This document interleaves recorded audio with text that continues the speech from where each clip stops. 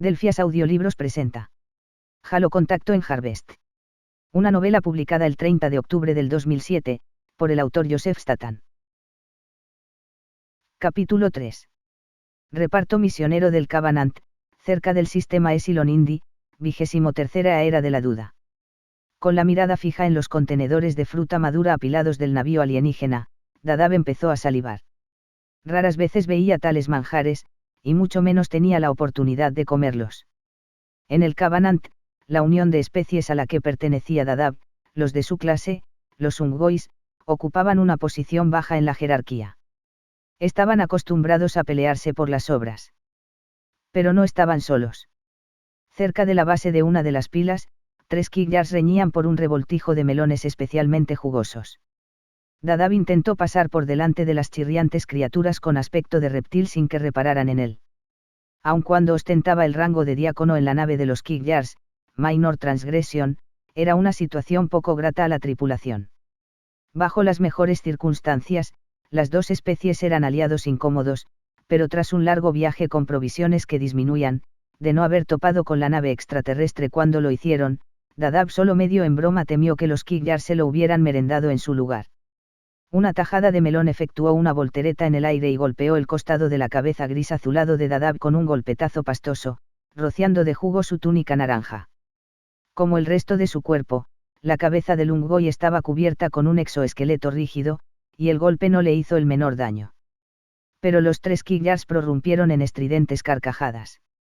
Una ofrenda a su santidad, dijo uno despectivamente entre dientes afilados como dagas. Erazar, el líder de la pequeña camarilla de tripulantes, fácil de diferenciar de los otros dos por la longitud de intenso color rosa de las largas espinas flexibles que formaban una cresta en la parte posterior de su estrecho cráneo. Sin variar el paso, Dadab soltó un poderoso resoplido, lanzando al aire pedazos de corteza que habían ido a alojarse en uno de los respiraderos circulares de la máscara que cubría su nariz chata y su amplia boca. A diferencia de los Kigyars, que estaban la mar de cómodos en el ambiente rico en oxígeno del navío extraterrestre, los Ungois respiraban metano. El gas llenaba un tanque piramidal sobre la espalda de Dadab, y fluía hacia su máscara mediante unas mangueras integradas en el arnés del tanque. Más melón voló en dirección a Dadab. Pero él ya había dejado atrás a los Kigyars, e hizo caso omiso de los pegajosos proyectiles que chocaban contra su tanque. Fastidiados por su desinterés, los lanzadores regresaron a su trivial riña. El Minor Transgression era parte de la vasta flota de navíos exploradores del Ministerio de la Tranquilidad del Covenant, naves responsables de patrullar los límites del espacio controlado por el Covenant. El de diácono era el rango inferior del ministerio, pero era también el único puesto accesible para la especie de Dadab, uno de los pocos empleos que los Ungois podían obtener que no supusiera un trabajo manual o arriesgar sus vidas en combate. No cualquier Ungoi era ser apto para un diaconato, y Dadab había entrado en esa categoría porque era más listo que la mayoría, más capaz de comprender los sagrados mandamientos del Covenant y ayudar a explicar esas leyes a otros. El Covenant no era tan solo una alianza política y militar. Era una unión religiosa en la que todos sus miembros juraban lealtad a sus supremos líderes teocráticos, los profetas, y su creencia en la potencial trascendencia de la tecnología antigua, reliquias dejadas atrás por una raza desaparecida de alienígenas conocidos como los Forerunners. Encontrar aquellos trozos desperdigados de tecnología era el motivo de que el Minor Transgression estuviera allí fuera, en la profunda oscuridad, a cientos de ciclos del hábitat Covenant más próximo. Como diácono, era responsabilidad de Dadab asegurarse de que los Kigyars seguían todos los mandamientos apropiados mientras efectuaban su búsqueda. Por desgracia, desde el momento en que habían subido a bordo del navío alienígena, la tripulación había sido cualquier cosa menos obediente. Rezongando dentro de su máscara, Dadab pasó despacio junto a una hilera de contenedores. Algunos los habían abierto con las garras, y tuvo que saltar por encima de montones de fruta medio masticada que los Kigyars habían abandonado en su precipitación por degustar todos los manjares del navío. Dadab dudaba que ninguno de los contenedores contuviera artículos que fueran de interés para los profetas, pero como diácono, tenía que supervisar de todos modos aquel registro en especial, ya que estaban involucrados objetos que pertenecían a alienígenas hasta el momento desconocidos para el Covenant. Concentrados como estaban los profetas en encontrar reliquias, siempre parecían ansiosos por añadir nuevos adeptos a su fe. Y aunque esa tarea era técnicamente responsabilidad del Ministerio de Conversión, Dadab era el único oficial religioso presente, y quería asegurarse de que seguía todos los procedimientos que venían al caso. Pues el diácono sabía que una buena actuación ahora podría garantizar una promoción más adelante, y deseaba con urgencia abandonar el Minor Transgression y pasar a un destino en el que no fuese solo responsable de vigilar de cerca a reptiles bípedos irreverentes. Más que cualquier otra cosa, el diácono quería predicar, convertirse algún día en un líder espiritual de los Ungois menos afortunados que él mismo. Era un objetivo noble, pero como la mayoría de los creyentes auténticos, la fe de Dadab estaba animada por generosas cantidades de esperanza. Al final de la hilera de contenedores había un ascensor mecánico que ascendía por el costado del casco. Dadab penetró en el ascensor y estudió los controles, luego alzó uno de los dos antebrazos cubiertos de espinas, presionó un botón que parecía indicar hacia arriba, y a continuación refunfuñó alegremente cuando el ascensor traqueteó al subir. Un pasillo estrecho conducía desde la parte alta, donde se detenía el ascensor, a la destrozada unidad de propulsión de la nave. Dadab captó una varada de algo hediondo, y tras atravesar con aprensión la puerta de un mamparo desactivó las membranas olfativas de la máscara. El montón de mucosidad fibrosa en el centro de la cabina situada al otro lado era fácilmente reconocible, era el lugar donde los Kigyars habían elegido defecar. Con mucho tiento, el Unggoy deslizó uno de los pies planos de 4 dedos por los pegajosos resultados del atracón de fruta de los Kigyars hasta que golpeó algo metálico, la pequeña caja que había intentado conversar con los circuitos de comunicación del Minor Transgression. Encontrar el navío alienígena había sido pura suerte. Había dado la casualidad de que la nave de los Kigyars se hallara en aquel momento entre dos saltos, realizando uno de sus escaneos programados en busca de reliquias, cuando detectó una ráfaga de radiación a menos de un ciclo de su posición. En un principio, la líder de los Kigyars, una capitana mercante llamada Chariar, había pensado que podrían estar siendo atacados, pero cuando se acercaron al navío, incluso Dadab pudo ver que éste, sencillamente, había sufrido alguna clase de fallo en el mecanismo de transmisión. Con todo, Chariar había querido asegurarse de que no corrían peligro, así que había lanzado una andanada con los láseres del Minor Transgression, fritó el mecanismo de transmisión de la nave y luego enviado a Zar a bordo para que silenciara la caja y se asegurara de que ya no podía gritar pidiendo ayuda.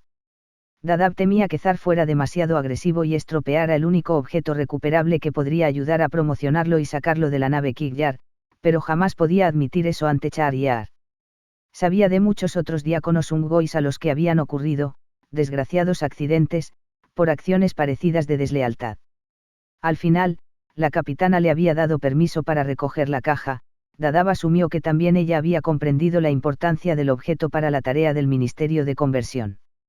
Habría ido ella misma, desde luego, pero mientras contemplaba cómo los excrementos resbalaban de la caja y caían sobre sus manos, Dadab comprendió que Chariar lo había enviado a él probablemente porque sabía con exactitud lo que requeriría la recogida de la caja. Sosteniendo el apestoso trofeo a prudente distancia, el diácono dio la vuelta y regresó por el pasillo. Tras eludir otra andanada de los Kigyars en la bodega, correteó por un umbilical de regreso al Minor Transgression. Apresuró el paso hasta la sala de metano de la nave, la única habitación llena en todo momento de ese gas, y soltó con impaciencia las hebillas delanteras del arnés. Cuando retrocedió al interior de una depresión triangular en una de las paredes de la habitación, un compresor oculto crepitó y empezó a llenar el tanque de nuevo. Dadab se despojó del arnés y balanceó los descomunales antebrazos sobre el pecho. La mandíbula le dolía por el apretado cierre hermético de la máscara, que arrancó y arrojó lejos. Pero antes de que la máscara golpeara el suelo, la interceptó un manotazo nacarado veloz como un rayo. En el centro de la sala flotaba un Uragok, una criatura con la cabeza encorvada y un hocico alargado sostenida en el aire por una colección de sacos translúcidos de color rosa repletos de una variedad de gases. 4 extremidades anteriores brotaban de la columna, tentáculos, para ser exactos, uno de los cuales sujetaba la máscara de Dadab. El Uragok acercó la máscara a una hilera de oscuros nodos sensoriales redondos que tenía a lo largo del hocico y efectuó una inspección concienzuda. Luego flexionó 2 de los tentáculos en un veloz ademán inquisitivo. Dadab contorsionó los dedos de una de sus curadas manos de modo que se correspondieran con la disposición por defecto de las extremidades del Uragok, 4 yemas de dedos, colocadas hacia afuera justo frente al pecho del diácono. No, daño, yo, cansado, llevar. Los dedos se separaban y contraían, se doblaban y superponían a medida que formaban el gesto especial para cada palabra. El Uragok soltó un quejido desilusionado desde una válvula parecida a un esfínter de uno de sus sacos, y la emisión lo propulsó más allá de Dadab, hasta el receptáculo del tanque donde colgó la máscara en un gancho que sobresalía de la pared. ¿Encontraste el artefacto?, preguntó el Uragok, girando de nuevo hacia Dadab. El diácono alzó la caja, y los tentáculos del Uragok temblaron de excitación. «Puedo tocar lo que puedo ver». «Tocar, sí, oler, no», replicó Dadab. Pero o bien al Uragok no le importaba el hedor residual a quillar de la caja, o sencillamente no comprendió el chiste. Rodeó con un tentáculo el botín alienígena y lo alzó con avidez hacia su hocico. Dadab se dejó caer sobre un camastro acolchado cerca del dispensador de comida autónomo. Desenrolló una boquilla conectada a una bobina de tubería flexible, se la colocó en la boca y empezó a succionar. Al poco, un lodo poco apetitoso pero nutritivo corrió por el tubo hacia el interior de su garganta. Observó cómo el Uragok estudiaba con detenimiento la caja, con los sacos hinchándose y deshinchándose en una expresión de impaciencia. El diácono había necesitado la mayor parte del viaje para comprender el lenguaje por señas de la criatura, y solo podía efectuar conjeturas respecto a las sutilezas emocionales del lenguaje de sus vejigas. A decir verdad, había necesitado muchos ciclos solo para enterarse del nombre del Uragok, más ligero que algunos. Dadab estaba al tanto de lo esencial sobre la reproducción de los Uragoks, o más bien, creación, de Uragoks. Las criaturas fabricaban a sus propias crías a partir de materiales orgánicos fácilmente disponibles con la habilidosa actividad de los cilios de sus tentáculos, que más ligero que algunos usaba en aquellos momentos para perforar un pulcro agujero en la caja alienígena. Era un proceso en verdad fantástico, pero lo que Dadab hallaba más insólito era que el paso más difícil para los padres Uragoks era hacer que sus creaciones fueran capaces de flotar, llenarlas con la mezcla exacta de gases. Como resultado de ello, el nuevo Uragok flotaría o no desde un principio, y los padres le darían su nombre de acuerdo con ello: demasiado pesado, fácil de ajustar, más ligero que algunos. Apretando los dientes sobre la boquilla, Dadab inhaló por la nariz para llenar por completo los pulmones. El metano de la estancia no estaba menos viciado que el que llevaba a la espalda, pero producía una sensación agradable respirar libre de aquel peso. Mientras contemplaba cómo más ligero que algunos insertaba el tentáculo en la caja e investigaba con cuidado el interior, volvió a recordar lo mucho que apreciaba la compañía de la criatura. Había convivido con múltiples Uragoks en los viajes de adiestramiento que había realizado durante su educación en el seminario del ministerio. Pero se habían mantenido aparte, particularmente concentrados en mantener sus naves en buen estado de funcionamiento. Motivo por el que Dadab se había sentido más que un poco sorprendido la primera vez que más ligero que algunos había flexionado las extremidades en dirección a él y repetido un único gesto una y otra vez basta que el Unggoy comprendió que intentaba transmitir un simple «hola». De repente, más ligero que algunos sacó con una sacudida el tentáculo de la caja, lo retiró como sobresaltado. Los sacos del Uragok se inflaron, y luego empezó a agitar las extremidades en un discurso espástico. Dadab se esforzó por seguirlo. Inteligencia. Coordina. Sin duda los alienígenas. Aún más que los nuestros. Para. Lo interrumpió Dadab, escupiendo la boquilla de alimentación al mismo tiempo que se ponía en pie de un salto. Repite. Con un esfuerzo visible, el Uragok obligó a sus tentáculos a enroscarse más despacio. Dadab observó con ojos que se movían a toda velocidad. Por fin, captó lo que la criatura quería decirle. Tú, seguro. Sí. Hay que decírselo a la capitana. El Minor Transgression no era una nave grande. Y el tiempo que utilizó Dadab para volver a colocarse el tanque, haciendo todo lo posible por no arrugar la túnica, fue el que el Uragok y él necesitaron para abandonar la sala y recorrer el único corredor central de la nave hasta el puente. «O te quitas la máscara», dijo la capitana después de que Dadab transmitiera, jadeante, la valoración de más ligero que algunos, «o aprendes a hablar con más claridad». Char-Yar estaba encaramada a un elevado sillón de mando, y su piel amarillo claro la convertía en la cosa más brillante del pequeño y lóbrego puente. Dadab tragó 2 veces para eliminar un poco de lodo residual de la garganta y volvió a empezar. El artefacto es una colección de circuitos similar a los senderos de procesamiento que discurren por nuestra nave. Mi nave, interpuso Char-Yar. Dadab dio un respingo. Sí, por supuesto. No por primera vez deseó que la capitana compartiera el espinoso plumaje de zar, los apéndices cambiaban de color dependiendo del estado de ánimo del macho de la especie, y justo en aquel momento el diácono estaba desesperado por evaluar el nivel de impaciencia de Shahryar. Pero como todas las hembras Kigyars, la parte posterior de la cabeza de la capitana estaba cubierta de callosidades marrón oscuro, piel gruesa como un mosaico de moretones que hacía que los estrechos hombros parecieran aún más encorvados de lo que estaban en realidad. Dadab decidió no correr riesgos e ir al grano. La caja es alguna especie de dispositivo de navegación. ¿Y aunque está dañado? El diácono hizo una seña a hurtadillas al Uragok, quien se balanceó en el aire hasta un panel de control fijado en una pared, todavía recuerda su punto de origen. Más ligero que algunos hizo tamborilear las puntas de los tentáculos sobre los interruptores luminosos del panel. Al cabo de unos instantes, una representación holográfica tridimensional del espacio que rodeaba al Minor Transgression tomó forma en un holoproyector delante del sillón de Shahryar.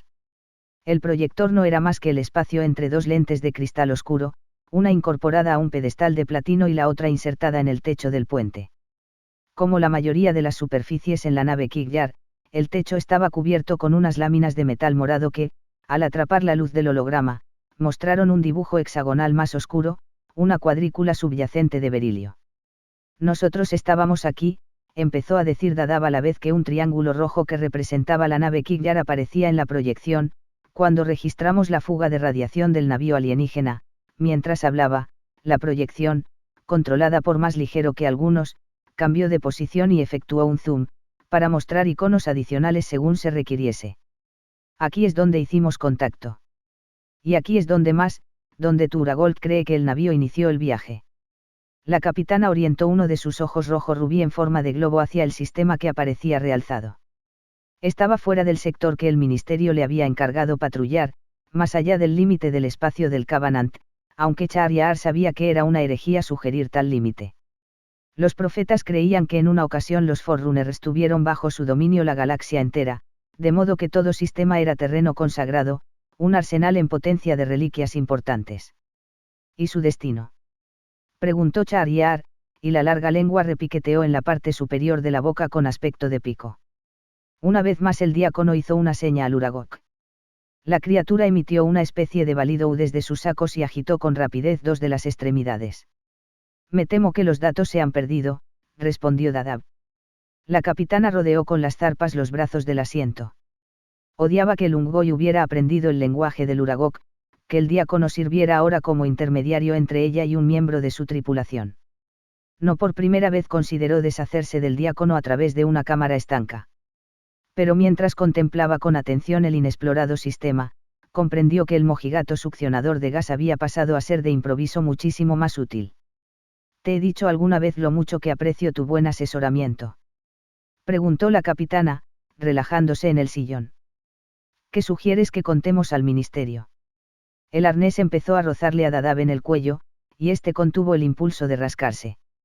Como en todas las cuestiones, seguiré la recomendación de la capitana. Dadab eligió las palabras con mucho cuidado. No acostumbraba a ocurrir que Shahryar le hiciera una pregunta, y ella jamás le había pedido su opinión. Estoy aquí para servir, y al hacerlo honro la voluntad de los profetas. Tal vez deberíamos esperar para hacer nuestro informe a que hayamos tenido una oportunidad de inspeccionar el sistema alienígena, reflexionó Shahryar. Dar a los seres sagrados tanta información como podamos. Estoy seguro de que el ministerio apreciaría el deseo de la capitana de ofrecer un testimonio más completo sobre este importante descubrimiento. Dadab no había dicho, aprobaría, pero si la hembra Kigyar quería sacar su nave del sector, Dadab no podía detenerla. Al fin y al cabo, ella era la capitana. Pero el diácono tenía otra razón, más personal, para expresar su conformidad. Si de verdad encontraban algo de valor en el sistema inexplorado, sabía que ello no haría más que ayudar a acelerar su ascenso. Y para lograr eso, Dadab estaba dispuesto a apartarse un poco de las normas. Al fin y al cabo, pensó, los retrasos en las comunicaciones ocurren todo el tiempo. Una recomendación excelente. La lengua de Shahryar osciló entre los irregulares dientes. Fijaré un rumbo nuevo. Luego, hizo un rápido movimiento de cabeza. Quizá así podamos seguir sus pasos. Y de ese modo prestar más atención al sendero, respondió el diácono, completando la bendición. La máxima honraba la divinidad de los Forerunners, el momento en que activaron los 7 misteriosos anillos Halo y desaparecieron de la galaxia, sin dejar tras ellos a ninguno de los suyos. A decir verdad, aquella creencia de que uno podía convertirse en un dios siguiendo los pasos de los Forerunners era el quid de la cuestión en la religión del Covenant. Un día, habían prometido hacía tiempo los profetas a sus fieles hordas, encontraremos los anillos sagrados. Descubriremos el instrumento mismo de la trascendencia de los Forerunners. Dadab, y billones de sus camaradas del Covenant, creían aquello a pies juntillas. El diácono retrocedió, alejándose del sillón de mando de la capitana, al mismo tiempo que hacía una seña a más ligero que algunos para que lo siguiese. Se volvió en redondo con toda la elegancia que le permitió su tanque de metano y luego cruzó con paso vivo la puerta corredera automática del puente. Fanático, siseó la capitana mientras las 2 mitades de la puerta se cerraban. Dio un golpecito a un interruptor holográfico del brazo del sillón que controlaba el mecanismo de comunicación de la nave. Regresad inmediatamente. Traed solo lo que podáis cargar. Pero capitana, la voz de Zar crepitó desde el sillón, toda esta comida sería. Regresad a vuestros puestos. Chirrió Chariar, a quien el diácono había agotado la paciencia. Abandonadlo todo. La capitana dio un furioso manotazo al interruptor. Luego, con una voz áspera que solo ella pudo oír, murmuró. Pronto encontraremos mucho, mucho más. Capítulo 4. Harvest, Mundo Colonia del UNESC, Sistema Epsilon Indi, 21 de diciembre de 2524. Durante su deslizamiento desde la Tierra, el ordenador de la sala de criogenización de la corbeta de ataque rápido to for flinching del UNESC condujo a Avery a través de un sueño largo y cíclico. A petición suya, los circuitos permitieron a Avery disfrutar de periodos de descanso anabólico, llevándolo a través de periodos REM repletos de sueños tan deprisa y tan raramente como era posible. Todo ello se logró mediante ajustes cuidadosos en la atmósfera próxima al grado de congelación de la criocápsula y la acertada aplicación de fármacos de forma intravenosa, drogas que controlaban tanto la frecuencia como la duración de los ciclos de sueño de los sujetos en criogénesis e influenciaban el contenido de los sueños. Pero no importaba el tipo de medicamentos administrados a Avery antes de que lo congelaran, siempre soñaba exactamente lo mismo, la peor de sus misiones contra los insurrectos, una serie de instantáneas chamuscadas que culminaban en cualquiera que fuese la operación que acababa de completar. Aun cuando los detalles sangrientos de aquellas misiones eran cosas que Avery habría preferido experimentar solo una vez, el auténtico horror de sus sueños era su insinuación de que había hecho mucho más daño que bien. La voz de su tía resonaba en su cabeza. Haz que me sienta orgullosa, haz lo que es correcto. El crioordenador observó una oleada de actividad en el cerebro de Avery, un esfuerzo por escapar del REM, y aumentó la dosis. La Tufor Flinching acababa de emerger del desliespacio y penetraba en el vector que la llevaría a su destino. Era hora de que el ordenador iniciara el deshielo de Avery, y el protocolo operativo estándar ordenaba mantener a los sujetos soñando a lo largo de toda la secuencia. Los medicamentos tomaron el control, y Avery se durmió más profundamente. Y la película que veía mentalmente siguió desarrollándose. Un remolque que ha derrapado y caído a la cuneta de una carretera, con el motor incendiado escupiendo humo. Una salva inicial de vítores por parte de otros marines en una torre de control que piensan que Avery acaba de liquidar a un terrorista INI, y luego la comprensión de que sus unidades Argus habían funcionado mal, que el conductor civil muerto del remolque no había hecho nada aparte de recoger la carga equivocada. Hacía solo unos pocos meses que Avery había abandonado el campamento de entrenamiento de reclutas. Y la guerra ya se había recrudecido. Si uno escuchaba la propaganda cuidadosamente presentada por el UNESC, los INIs eran todos la misma clase de manzana podrida.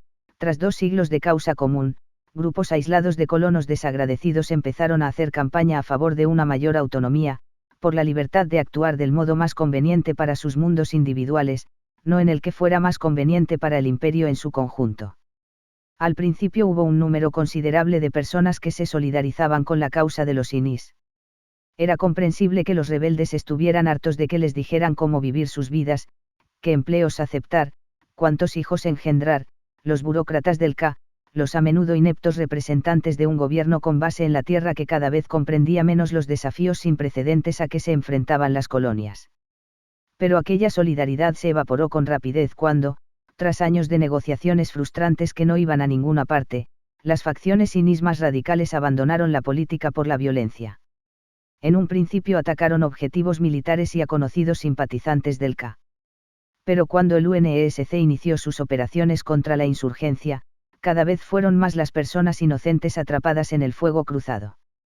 Como recluta novato, Eybery no comprendía por qué la insurrección no había estallado en sistemas exteriores como Cygnus, donde los colonos estaban unidos por un credo y una etnia compartidas, una de las razones principales para el desmoronamiento del antiguo sistema de nación-estado de la Tierra y la ascensión de la UN como una fuerza unificadora. En su lugar, el enfrentamiento había estallado justo donde el UNESC estaba mejor equipado para hacerle frente, Epsilon Eridanus, el sistema más poblado y cuidadosamente administrado fuera del sistema solar. Con todos los recursos a su disposición en aquel sistema, Eybery se preguntaba por qué el UNESC no había podido apaciguar a los sinis antes de que las cosas se descontrolaran. El comando de la flota Enrich, las universidades y tribunales de Circunstance, las zonas industriales de Tribut.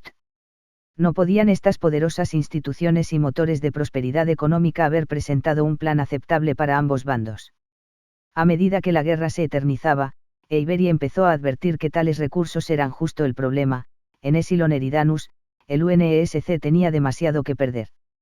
Eybery se estremeció en reacción al aumento de temperatura corporal. Pero también a las imágenes que pasaban más deprisa por su cabeza. Casas llenas de agujeros pasando a toda velocidad ante rendijas para armas. Un estallido inesperado. Cuerpos esparcidos alrededor del cascarón en llamas del transporte acorazado que encabezaba el convoy. Fogonazos de cañones de armas en tejados. Una carrera para ponerse a cubierto a través de la carnicería. Balas que rebotan y parloteo en la radio. Columnas de fósforo de artillería lanzada por drones. Mujeres y niños que corren fuera de casas en llamas, dejando huellas ensangrentadas espesas como caramelo.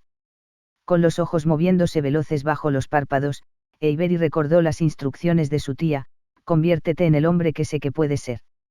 Luchó por mover las extremidades laxas, pero el ordenador aumentó la dosis y lo mantuvo inconsciente. Nada iba a detener el último acto de pesadilla. Un atestado restaurante de carretera. Una mujer desesperada rodeada de hombres decididos. Los pies que patalean de un niño que se asfixia. La embestida de un padre y el momento que Eybery dejó pasar, reduciéndolo todo a impacto y calor que hicieron girar su Hornet como una peonza. Eybery despertó y respiró entrecortadamente, inhalando una bocanada del vapor helado que llenaba su criotubo. A toda prisa, el ordenador inició la purga de emergencia. De algún modo, a pesar de habérsele dado más del triple de la cantidad recomendada de inductores del sueño, Eybery había neutralizado las fases finales del deshielo. El ordenador anotó la anomalía, retiró con cuidado la intravenosa y el catéter, y abrió la tapa curva de plástico transparente del tubo. Eybery rodó sobre un codo, se inclinó por encima del borde del tubo y tosió, una serie de violentas arcadas húmedas. Mientras recuperaba el aliento, oyó el sonido de pies descalzos sobre el suelo de caucho de la sala. Al cabo de un momento una pequeña toalla cuadrada apareció en su campo visual. Todo bajo control, escupió Eybery. Déjame en paz.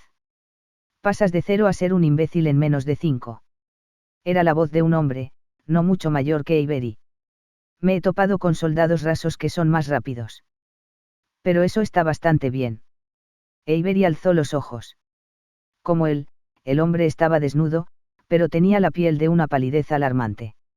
Su pelo rubio empezaba a asomar en la cabeza afeitada no hacía mucho, como los primeros pelillos sedosos de una espiga de maíz. El mentón del hombre era alargado y estrecho. Cuando sonreía, las mejillas enjutas se hinchaban dándole un aire pícaro. Gili. Suboficial de primera clase. Ayudante médico. Todo lo cual significaba que Gili era de las fuerzas navales, no un marine. Pero parecía bastante simpático. Eybery le cogió la toalla y se limpió el rostro y la barbilla perfectamente afeitados. Johnson. Sargento mayor. La sonrisa de Gili se ensanchó. Bueno, al menos no tengo que saludarte. Eybery balanceó las piernas fuera de la criocápsula y dejó que los pies descansaran sobre el suelo. Sentía la cabeza hinchada, a punto de estallar. Respiró hondo e intentó que la sensación desapareciera lo más deprisa posible. Gili indicó con la cabeza la puerta de un mamparo en el otro extremo de la sala. Vamos, las taquillas están por aquí. No sé qué clase de sueños has tenido, pero el mío no implicaba quedarme ahí sentado mirándole las pelotas a otro tipo. Avery y Gilly se vistieron, recogieron los respectivos petates, y se presentaron en el modesto hangar del Twofold Flinching. Las corbetas eran el tipo más pequeño de naves de guerra del UNSC y no transportaban cazas. De hecho, apenas si había espacio suficiente en el hangar para una lanzadera SKT-13, una versión mayor de los bulbosos botes salvavidas Bumblebee que eran habituales en toda la flota.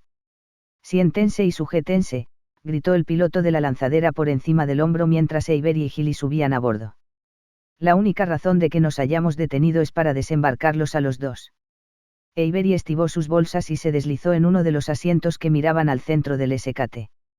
Después bajó una barra de contención en forma de U, por encima de sus hombros.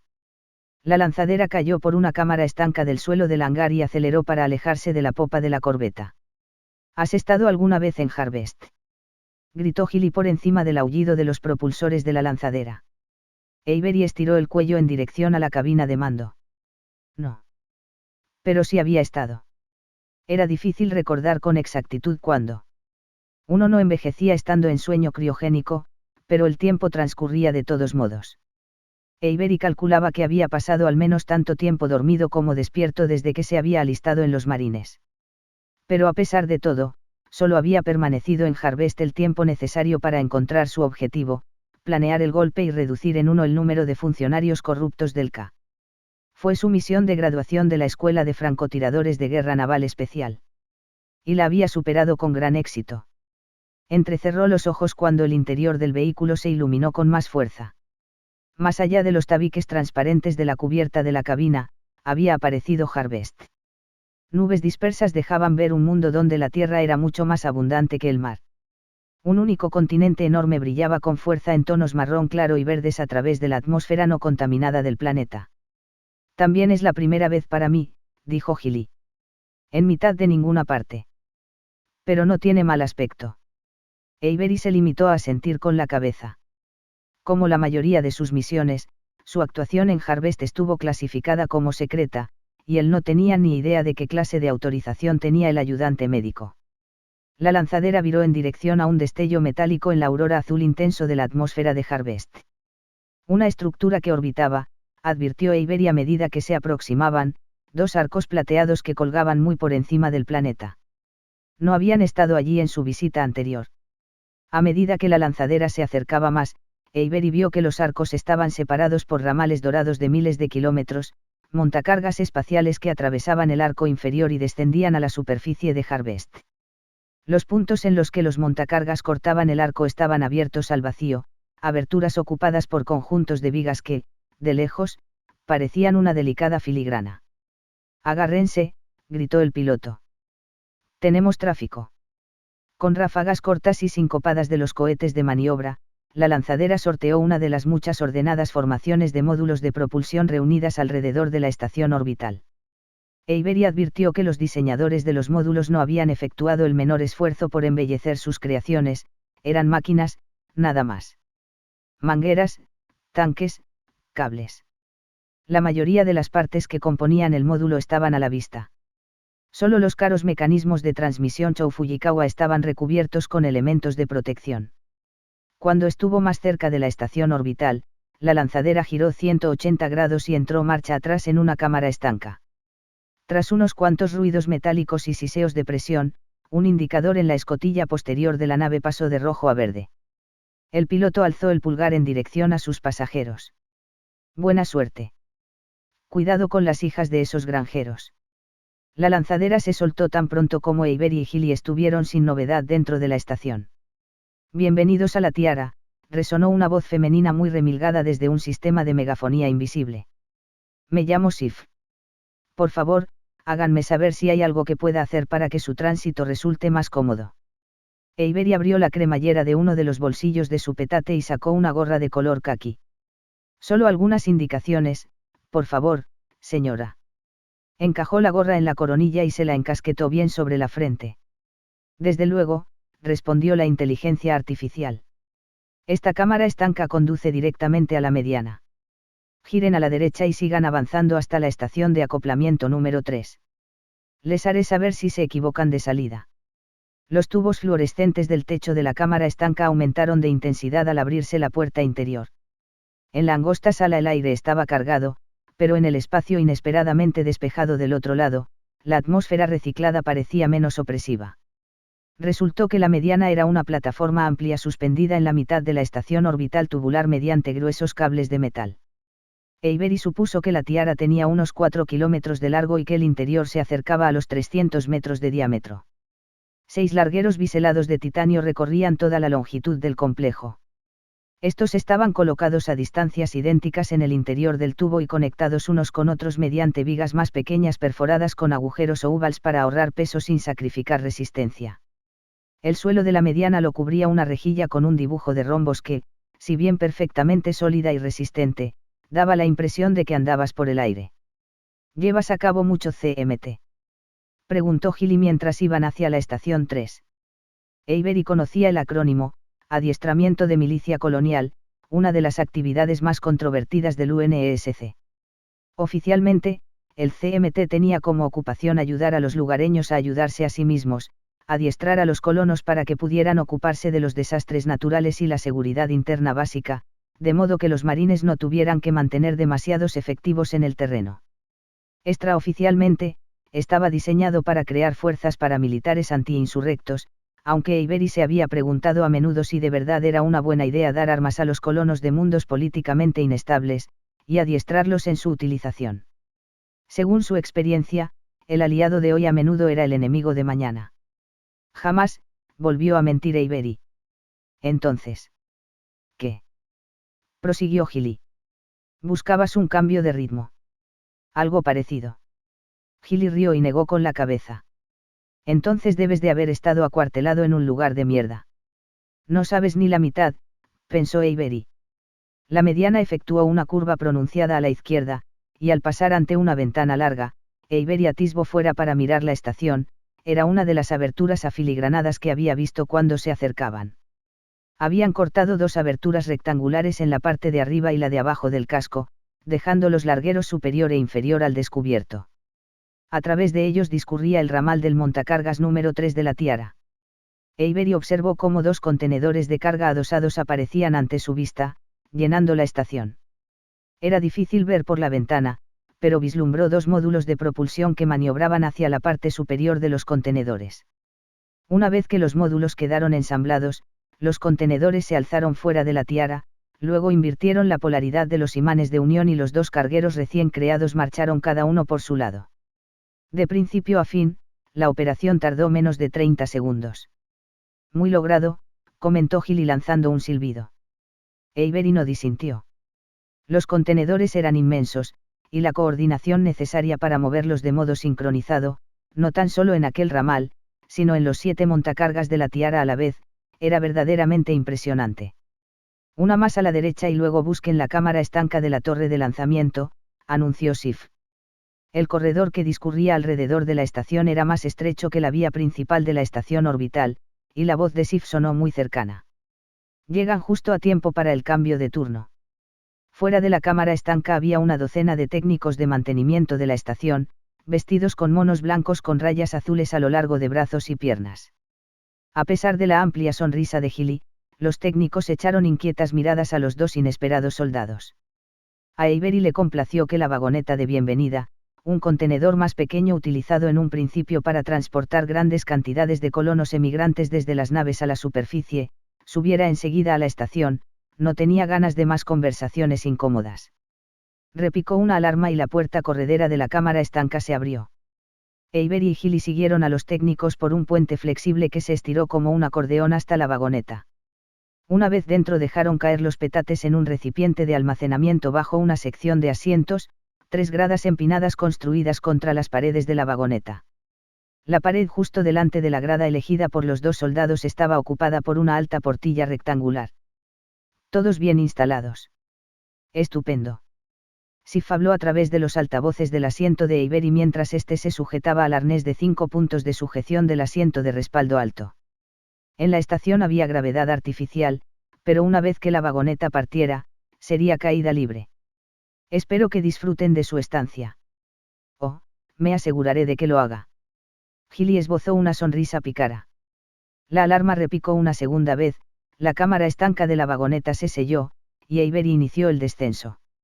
Mientras una pequeña parte de Sif monitorizaba el descenso de la vagoneta de Avery, otra se manifestaba sobre el proyector holográfico de su centro de datos. Deje que empiece diciendo, señora Alcigny, lo mucho que le agradezco que eligiera llevar a cabo la auditoría en persona. Confío en que haya tenido un viaje agradable. El avatar de Sif llevaba un vestido sin mangas que le llegaba hasta el tobillo en tonos puesta de sol. El vestido resaltaba su pelo dorado, recogido con elegancia detrás de las orejas, que caía en ondulaciones hasta la mitad de la espalda. Los brazos desnudos estaban levemente flexionados hacia afuera desde las caderas, y esto, combinado con el cuello largo y la barbilla alzada, proporcionaban la impresión de una bailarina del tamaño de una muñeca lista para alzarse sobre las puntas de los pies. Productivo, respondió Gillian Alcigny. Decidí no entrar en crío.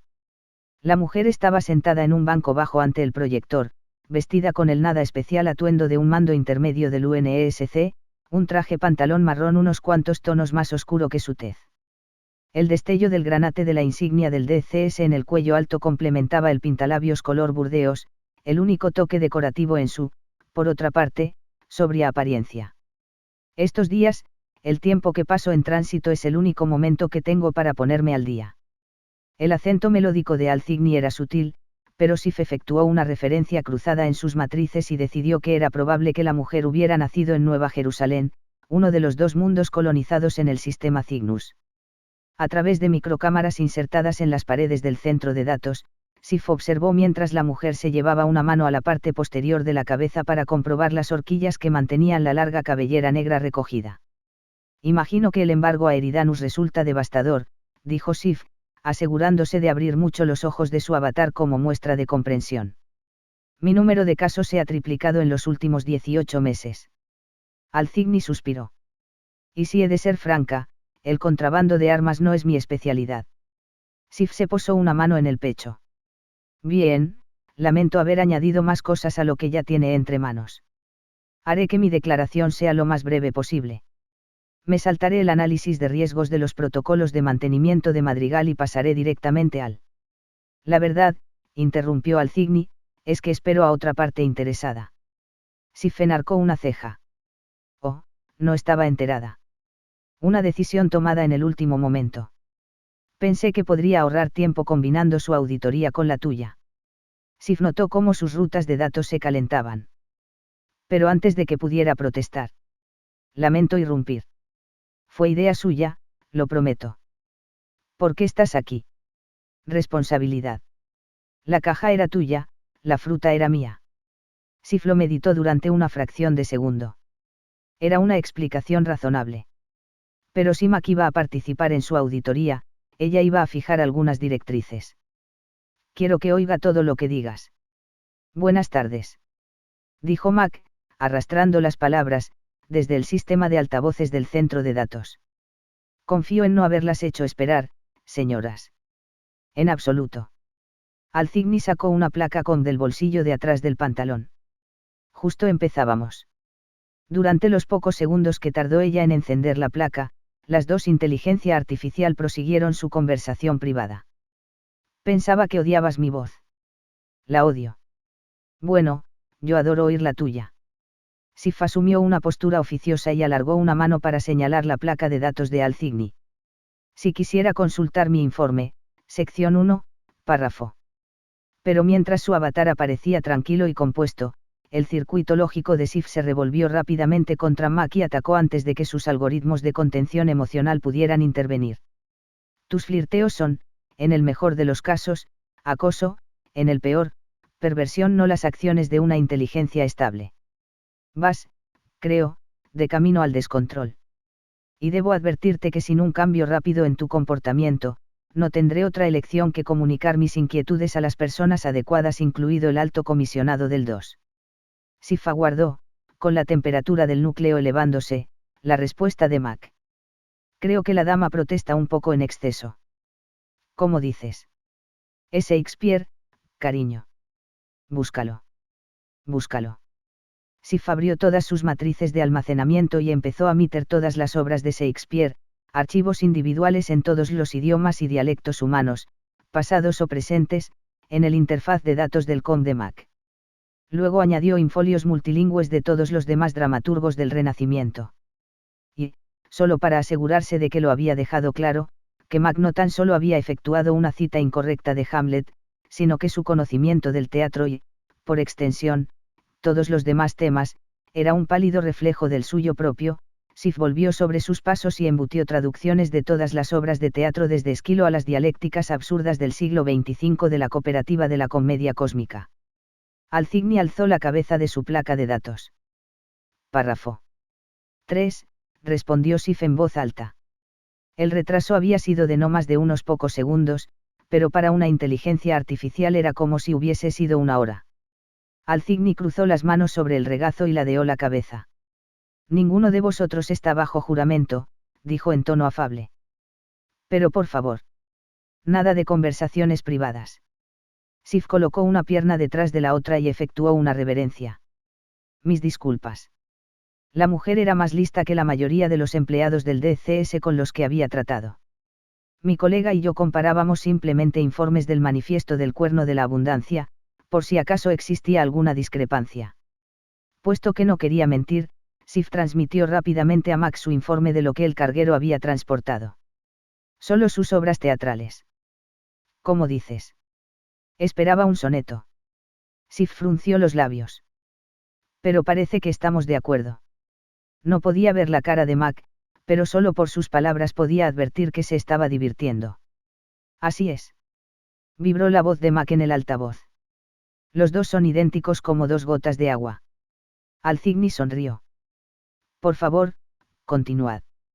Sif bajó las revoluciones de sus matrices y dejó que los algoritmos guiaran el núcleo de vuelta a un estado más razonable. Su código tranquilizó sus sentimientos de bochorno, confusión e incluso agravio. A medida que el núcleo se enfriaba, hizo acopio de fuerzas para la réplica inminente de Mac. Pero, como el caballero que tan a menudo manifestaba ser, no escribió nada en privado, no brindó un solo byte insinuante durante el resto de la auditoría. Gracias por escuchar. Like y suscripción si les gustó y recuerden que pueden comentar cualquier cosa. Hasta el próximo capítulo, amigos.